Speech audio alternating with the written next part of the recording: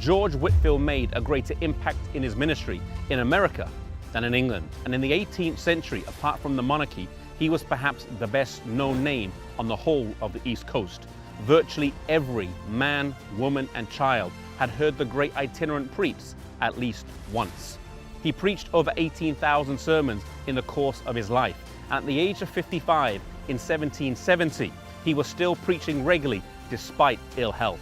He once famously said, "I would rather wear out than rust out." He died whilst on a trip to America in Massachusetts and is buried in the crypt of the Old South Presbyterian Church, Newburyport, Massachusetts.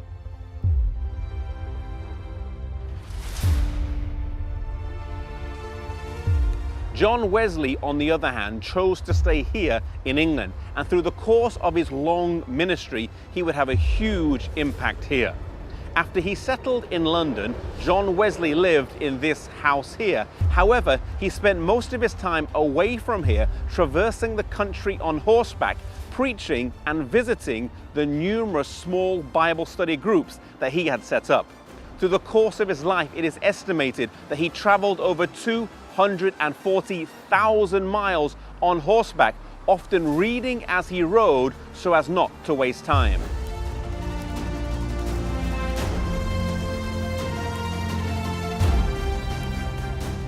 He once said, "The world is my parish."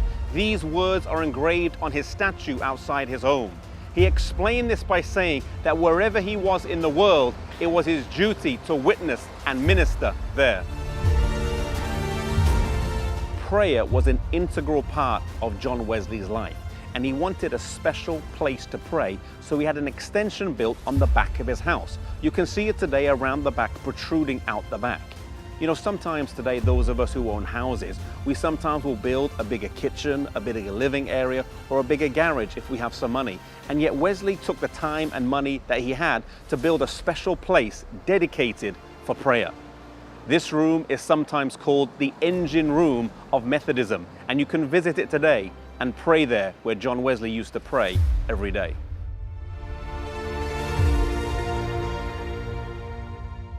It is sometimes said that big things come in small packages. John Wesley was only 5'3" or 161 centimeters, yet he was a giant of a man. He never intended to start his own denomination, and yet the movement that started as just a collective of small Bible study groups mushroomed into its own denomination. He died on the 2nd of March, 1791, and as he lay dying with his friends surrounding him, he grasped their hands and said repeatedly, "Farewell, farewell." Then summoning up all his strength, he said, "The best of all is, God is with us." Then raising his arms one last time, he said, "The best of all is, God is with us."